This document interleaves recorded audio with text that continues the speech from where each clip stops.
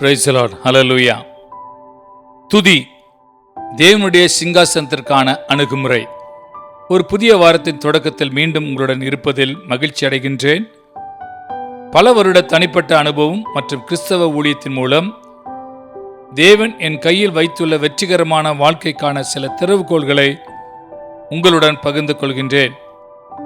கடந்த வாரம் எனது பேச்சுக்களில் நாம் அவருடைய பிரசன்னத்திற்கு வரும்பொழுதெல்லாம் தேவன் நம்மிடம் இருந்து எதிர்பார்க்கும் பல்வேறு பலிகளை பற்றி பேசினேன். நான் முக்கியமாக கையாண்ட பலி நன்றி கூறுதலாகும். இந்த வாரம் நன்றி செலுத்தும் பலியிலிருந்து நேரடியாக இயல்பாக தொடரக்கூடிய அடுத்த முக்கியமான பலியாகிய துதியின் பலியை குறித்து கையாளப் போகின்றேன். இப்போதும் துதி என்னும் இன்றைய பாடத்திற்கு திரும்புவோம். நாம் படித்து வருகின்ற தலைப்புகளில் துதி மிகவும் பெரியதும் மிகவும் புகழ்பெற்ற தலைப்புகளில் ஒன்றாகும். இதை நாம் எப்போதும் படிக்கும் பாக்கியம் பெறலாம். இது ஆரம்பம் முதல் இறுதி வரை வேதம் முழுவதும் ஒரு தங்க நூல் போல் காணப்படுகிறது. துதி நித்தியமானது. அதன் துவக்கம் பரலோகத்தில் இருக்கிறது. பரலோகத்தில் வசிக்கும் அனைத்து மகிமையான நித்திய ஜீவன்களின் இடைவிடாத வேலை துதிப்பதாகும். அவர்கள் தேவனையை நெருக்கமாகவும் தடையில்லாமலும் அணுகும் பாக்கியத்தை அங்கே அனுபவிக்கின்றார்கள். தடையில்லாத அணுகல் தடையில்லாத துதிக்கு அழைப்பு விடுவிக்கிறது. துதி என்பது நமக்கு சொந்தமான கிரகமாகிய பூமியுடன் ஆரம்பத்திலிருந்தே தொடர்புடையதாக இருக்கின்றது. யோபு 38 தேவன் கேள்விகளை எதிராக முன்வைக்கிறார். 4ஆம் வசனம், நான் பூமியை அஸ்திபாரப்படுத்துகிற போது நீ எங்கே இருந்தாய்? நீ அறிவாளியானால் அதை அறிவி. 7ஆம் வசனம், அப்பொழுது விடியற்காலத்து நட்சத்திரங்கள் ஏகமாய் பாடி தேவபுத்திரர் எல்லாரும் கம்பீரித்தார்களே. பூமியின் துவக்கம் எவ்வளவு அழகான தோற்றமுடையதாக இருக்கின்றது. துதியே நமது கிரகத்தை அதன் விண்ணுலக பாதையில் சுழல செய்கின்றது. மேலும் வானமும் பூமியும் இல்லாமல் போகும் வரையில் துதியானது தொடர்ந்து இயங்கிக் கொண்டே இருப்பதை பார்த்துக் கொள்வது இந்த கிரகத்தில் வாழும் தேவனுடைய பிள்ளைகளின் பொறுப்பாகும். இன்று துதியை குறித்து நான் சொல்ல விரும்புகிற முதல் குறிப்பிட்ட விஷயம் என்னவென்றால், தேவனுடைய சிங்காசனத்தில் ஒரு ராஜாவாக நாம் தொடர்பு கொள்வதற்கான தகுந்த வழி துதிதான். இதை நாம் சங்கீதம் 22 3ஆம் வசனத்தில் காணலாம். அங்கே சங்கீதக்காரன் கூறுகிறார், 3ஆம் வசனம், இஸ்ரவேலின் துதிகளுக்குள் வாசமாயிருக்கிற தேவரீரே பரிசுத்தர். பாருங்கள், நாம் ஒப்புக்கொண்டாலும் இல்லாவிட்டாலும் தேவன் எப்பொழுதும் ஒரு ராஜாவாகவே இருக்கிறார். ஆனால் அவருடைய பிள்ளைகளாகிய நாம் அவருக்கு துதிகளை செலுத்தும் போது அவர் அமர்ந்து கொள்வதற்கான ஒரு சிங்காசனத்தை அவருக்கு கொடுக்கின்றோம். எனவே நாம் தேவனை துதிக்கும் பொழுது அவர் நம்முடைய துதிகளின் சிங்காசனத்தில் ஒரு ராஜாவாக அவர் அமர்த்தப்படுகிறார். இது அவருடைய அரசாட்சியை ஒப்புக்கொள்வதற்கான நமது வழியாக இருக்கின்றது. அதன் பிறகு நன்றி கூறுதலுடன் துதியை இணைக்கும் பொழுது நாம் தேவனை அணுகுகின்றோம். இதை நாம் சங்கீதம் 100 4ஆம் வசனத்தில் காண்கின்றோம். சங்கீதக்காரன் சொல்கிறான், 4ஆம் வசனம், அவர் வாசல்களில் துதியோடும் அவர் பிரகாரங்களில் புகழ்ச்சியோடும் பிரவேசித்து அவரை துதித்து அவருடைய நாமத்தை ஸ்தோத்தரியுங்கள். 2 அணுகுமுறைகளை அல்லது நிலைகளை நாம் காணலாம். முதலாவது தேவனுடைய வாசல்கள் வழியாகவும் பின்னர் அவருடைய பிரகாரங்கள் வழியாகவும் செல்வது. சங்கீதக்காரன் குறிப்பிடுகிறதாவது, நன்றி கூறுதல் நம்மை வாசல்கள் வழியாக கொண்டு செல்கிறது, ஆனால் துதி நம்மை பிரகாரங்கள் வழியாக கொண்டு செல்கிறது. இது ஏசாயா புஸ்தகத்தில் ஏசாயா 60ஆம் அதிகாரம் 18வது வசனத்தில் அழகாக விளக்கப்பட்டுள்ளது. அதில் தீர்க்கதரிசி தேவனுடைய பிள்ளைகளிடம் கூறுகிறார், 18ஆம் வசனம், இனி கொடுமை உன் தேசத்திலும் அழிவும் நாசமும் உன் எல்லைகளிலும் கேட்கப்பட மாட்டாது. உன் மதில்களை இரட்சிப்பென்றும் உன் வாசல்களை துதி என்றும் சொல்லுவாய். எனவே தேவன் பூரண அமைதியும் சாந்தமும் உள்ள தேசத்தில் வாசம் செய்கிறார். கொடுமையோ அல்லது அழிவோ அங்கு இல்லை என்பது மட்டுமல்ல, ஆனால் கொடுமையின் அல்லது அழிவின் சத்தம் கூட அந்த தேசத்தில் வருவதில்லை. அது தேவனுடைய பிரசன்னத்தின் தேசமாக இருக்கிறது. அதில் நாமும் அவருடன் பகிர்ந்து கொள்ளும்படி நம்மை அழைக்கின்றார். அணுகுமுறை கவனியுங்கள். அனைத்து வாசல்களும் துதியாக இருக்கிறது. வேறு வார்த்தைகளில் சொல்ல வேண்டுமானால் தேவனுடைய பிரசன்னம் மற்றும் தேவனுடைய வாசஸ்தலத்திற்கும் ஒரே வழி துதியின் வழிதான். வேதம் நமக்கு தெளிவுபடுத்துகிற காரியம் என்னவென்றால், நாம் வாசல் வழியாய் வராத வரையில் அணுக முடியாது. அந்த வாசல்கள் துதிதான் என்று கூறப்படுகிறது.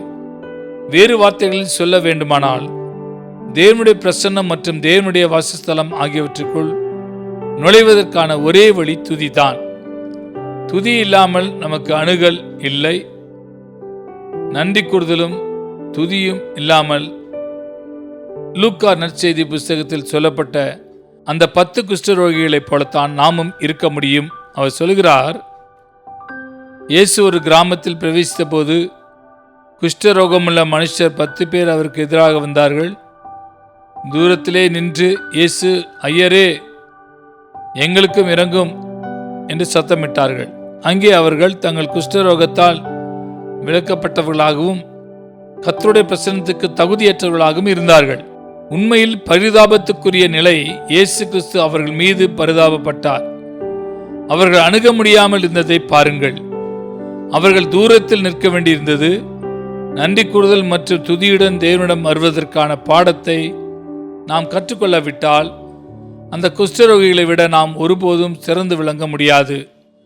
நாம் தூரத்தில் நின்று இரக்கத்திற்காக கெஞ்ச வேண்டும். நான் நினைக்கின்றேன், பற்பல மக்களின் ஜெப வாழ்க்கை ஒருபோதும் முன்னேறி செல்வதில்லை. ஒவ்வொரு முறையும் அவர்களுக்கு உதவி தேவைப்படுகிறது. மீண்டும் மீண்டும் இரக்கத்திற்காக கெஞ்சுகிறார்கள். ஆனால் நாம் அனுபவிக்க வேண்டும் என்று தேவன் விரும்புகிற ஜெப வாழ்க்கை அது அல்ல. நன்றி கூறுதலுடன் அவருடைய வாசலுக்குள் நுழைவதும் துதியுடன் அவருடைய பிரசன்னத்தில் நுழைய வேண்டும் என்ற பாடத்தை நாம் கற்றுக்கொள்ள வேண்டும் என்று அவர் விரும்புகிறார். கொடுமையும் அழிவும் ஒருபோதும் கேட்காததுமான பரிபூர்ணமான அமைதியையும் சாந்தத்தையும் உள்ள பட்டணத்திற்கு நம்மை வரவேற்கின்றார். எவ்வளவு ஒரு அழகான அழைப்பு, எவ்வளவு ஒரு அழகான அணுகுமுறை. ஆனால் நினைவில் வைத்துக் கொள்ளுங்கள், அனைத்து வாசல்களும் துதியாக இருக்கிறது. அந்த பட்டணத்திற்குள் நுழைய துதியின் வழியை தவிர வேறு வழியில்லை. தேவனை ராஜாவாக ஏற்றுக்கொள்ளும் வழிதான் துதி என்று நான் சொன்னேன். இப்போது நான் மற்றொன்றை சேர்க்க விரும்புகிறேன். துதியானது தேவனுடைய பிள்ளைகளையும் ராணியாக மாற்றுகிறது. ஏசாயா 52 1-2 வாசிக்கின்றேன். இதில் ஒரு அழகான பகுதி இருக்கின்றது. இந்த நேரத்தில் இது தேவன் நம்முடைய பிள்ளைகளுக்கு வழங்குகின்ற வார்த்தை என்று நான் நம்புகின்றேன். 1, எழும்பு எழும்பு சீயோனே, உன் வல்லமையை தரித்துக்கொள். பரிசுத்த நகரமாகிய எருசலேமே, உன் அலங்கார வஸ்திரங்களை உடுத்திக்கொள். விருத்த சேதனம் இல்லாதவனும் அசுத்தனும் இனி என்னிடத்தில் வருவதில்லை. 2, தூசியை உதறிவிட்டு எழுந்திரு, எருசலேமே வீற்றிரு. சிறைப்பட்டு போன சீயோன் குமார்த்தியே, உன் கழுத்தில் உள்ள கட்டுகளை அவிழ்த்துவிடு. இது தேவனுடைய பிள்ளைகளுக்கான ஒரு செய்தியாகும். நாம் நீண்ட நாட்களாக தூசியில் கிடந்தோம். ராணிக்குரிய தகுதியையும் நோக்கத்தையும் நாம் உணரவில்லை. நாம் ஆளுகை செய்யும் ராஜகுமார்களைப் போல இருக்க வேண்டும் என்று தேவன் விரும்புகிறார். ஆனால் நாமோ அடிமைகளைப் போல இருக்கின்றோம். அதனால் தேவன் நம்மை விழித்துக் கொள்ளவும், தூசியிலிருந்து உதறிவிட்டு எழும்பவும், கழுத்தில் உள்ள கட்டுகளை அவிழ்க்கவும் சொல்கிறார். மேலும் நாம் சிங்காசனத்தில் அமர்ந்து இயேசு கிறிஸ்து மூலமாக நாம் தேவனோடு கொண்டுள்ள உறவின் உரிமையால் நமக்கு கிடைத்த அலங்கார வஸ்திரங்களை உடுத்திக்கொள்ள வேண்டும் என்று சொல்கிறார். இந்த அலங்கார வஸ்திரங்கள் என்ன? இதை குறித்து வேதத்திலிருந்து சில காட்சிகளை நான் தருகின்றேன். சங்கீதம் 96 6-9 வரைக்கும். 6 மகிமையும் கனமும் அவர் சமூகத்தில் இருக்கிறது, வல்லமையும் மகத்துவமும் அவர் பரிசுத்த ஸ்தலத்தில் உள்ளது. 7 ஜனங்களின் வம்சங்களே, கர்த்தருக்கு மகிமையையும் வல்லமையும் செலுத்துங்கள், கர்த்தருக்கே அதை செலுத்துங்கள். 8 கர்த்தருக்கு அவருடைய நாமத்துக்குரிய மகிமையை செலுத்தி காணிக்கைகளை கொண்டு வந்து அவருடைய பிரகாரங்களில் பிரவேசியுங்கள். 9 பரிசுத்த அலங்காரத்துடனே கர்த்தரை தொழுது கொள்ளுங்கள். பூலோகத்தாரே, நீங்கள் யாவரும் அவருக்கு முன்பாக நடுங்குங்கள். நாம் தேவனிடத்தில் வரும்போது அவருடைய பரிசுத்தத்தின் அலங்காரத்தை அணிந்து கொள்ள வேண்டும் என்று தேவன் எதிர்பார்க்கின்றார். இது அவர் கேட்கும் விஷயங்களில் மிக அழகான ஒன்றாகும். மீண்டும் ஏசாயா 61 சீயோனில் துயரப்பட்டவர்களுக்கு தேவன் என்ன கொடுப்பார் என்று வாசிக்கின்றோம். தேவன் அவர்களுக்கு சாம்பலுக்கு பதிலாக சிங்காரத்தையும், துயரத்துக்கு பதிலாக ஆனந்த தைலத்தையும், ஒடுங்கின ஆவிக்கு பதிலாக துதியின் உடையும் கொடுக்கிறார் என்று தீர்க்கதரிசி கூறுகிறார். 3 அழகான விஷயங்கள் அங்கு குறிப்பிடப்பட்டுள்ளன. சிங்காரம், ஆனந்த தைலம் மற்றும் ஒடுங்கின ஆவியை முற்றிலுமாக நீக்கும் துதியின் உடையாகும். இவை மனச்சோர்வுக்கு எதிராக தேவனுடைய தீர்வாக இருக்கின்றது. ஏசாயா புஸ்தகத்தின் அதே அதிகாரத்தில் ஏசாயா 61 அதிகாரம் 10 வசனத்திலே, கர்த்தருக்குள் பூரிப்பாய் மகிழ்கின்றேன், என் தேவனுக்குள் என் ஆத்துமா களி கூர்ந்திருக்கிறது. மணவாளன் ஆபரணங்களினால் தன்னை அலங்கரித்துக் கொள்கிறதற்கும், மணவாட்டி நகைகளினால் தன்னை சிங்காரித்துக் கொள்கிறதற்கும் ஒப்பாக அவர் இரட்சிப்பின் வஸ்திரங்களை எனக்கு உடுத்தி நீதியின் சால்வையை எனக்கு தரித்தார். அந்த அழகான அலங்காரங்களை பாருங்கள். இரட்சிப்பின் வஸ்திரம், நீதியின் சால்வை, ஆபரணங்கள் மற்றும் நகைகள், இவை அனைத்தும் நாம் துதியின் ஆடையுடன் வர வேண்டும் என்ற அறிவுடன் தொடர்புடையதாக இருக்கிறது. எஸ்தர் புஸ்தகத்தின் நடுப்பகுதியில் ஒரு காட்சி இருக்கிறது. தேவனுடைய பிள்ளைகளை அழிக்க வேண்டும் என்று ஒரு பயங்கரமான ஆணை பிறப்பிக்கப்பட்டது. அதில் 2 வெவ்வேறு எதிர்வினைகளை காணலாம். முதலாவது மொர்தெகாயின் எதிர்வினை, பின்னர் எஸ்தரின் எதிர்வினையாகும். எஸ்தர் 4 அதிகாரம் 1-2 வசனம். 1 வசனம், நடந்த யாவற்றையும் மொர்தெகாய் அறிந்தபோது மொர்தெகாய் தன் வஸ்திரங்களை கிழித்து ரெட்டுடுத்தி சாம்பல் போட்டுக்கொண்டு நகரத்தின் நடுவே புறப்பட்டு போய் துயரமுள்ள மகா சத்தத்துடனே அலறிக்கொண்டு, 2 வசனம், ராஜாவின் அரண்மனை வாசல் முகப்பு மட்டும் வந்தான். ரெட்டுடுத்தினவனாய் ராஜாவின் அரண்மனை வாசலுக்கு பிரவேசிக்க ஒருவனுக்கும் உத்தரவு இல்லை. நீங்கள் அந்த கொள்கையை காணலாம். நாம் ரெட்டு வஸ்திரம் உடுத்திருக்கும் போது ராஜாவின் வாசலுக்குள் நுழைய முடியாது. இப்போது எஸ்தர் புஸ்தகத்தின் அடுத்த அதிகாரத்தை வாசிக்கலாம். 1, 3ஆம் நாளிலே எஸ்தர் ராஜ வஸ்திரம் தளர்த்தி கொண்டு ராஜ அரண்மனையில் உள்முற்றத்தில் ராஜா கொலுவிருக்கும் ஸ்தானத்துக்கு எதிராக வந்து நின்றாள். ராஜா அரண்மனை வாசலுக்கு எதிரான கொலு மண்டபத்தில் ராஜாசனத்தில் வீற்றிருந்தான். 2, ராஜா ராஜஸ்திரியாகிய எஸ்தர் முற்றத்தில் நிற்கிறதை கண்டபோது அவளுக்கு அவன் கண்களில் தயவு கிடைத்ததினால் ராஜா தன் கையில் இருந்த பொற்செங்கோலை எஸ்தரிடத்திற்கு நீட்டினான். அப்பொழுது எஸ்தர் கிட்ட வந்து செங்கோலின் நுனியை தொட்டாள். 3ஆம் வசனம், ராஜா அவளை நோக்கி, எஸ்தர் ராஜாத்தியே, உனக்கு என்ன வேண்டும்? நீ கேட்கிற மன்றாட்டு என்ன? நீ ராஜ்யத்தில் பாதி மட்டும் கேட்டாலும் உனக்கு கொடுக்கப்படும் என்றான். மொர்தெகாய்க்கும் எஸ்தருக்கும் இடையே உள்ள வேறுபாட்டை நீங்கள் காணலாம். மொர்தெகாய் ரெட்டு வஸ்திரம் உடுத்திருந்ததால் அவனால் ராஜாவின் வாசலுக்குள் நுழைய முடியவில்லை. ஆனால் எஸ்தரோ தனது ராணியின் நிலையை உணர்ந்து தனது ராஜ வஸ்திரங்களை அணிந்து கொண்டு ராஜாவுக்கு முன் சென்று தனது மக்களுக்கு இரக்கத்தையும் மீட்பையும் பெற்றுக்கொண்டாள்.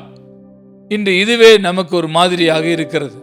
நாம் கிறிஸ்துவின் மணவாட்டியாக இருக்கிறோம் என்பதை நாம் உணர்ந்து கொள்ள வேண்டும் என்று தேவன் விரும்புகிறார். நாம் ராஜஸ்திரியின் அந்தஸ்து உள்ளவர்களாக இருக்கிறோம். நாம் நமது ராஜ வஸ்திரங்களை அணிந்து கொள்ள வேண்டும். இவற்றில் துதியின் ஆடை குறைவானது அல்ல. சரி, இன்று நம் நேரம் முடிந்து விட்டது. ஆனால் நாளை இதே நேரத்தில் மீண்டும் உங்களிடம் வருவேன். நாளை துதி என்ற இதே தலைப்பில் தொடர்வேன்.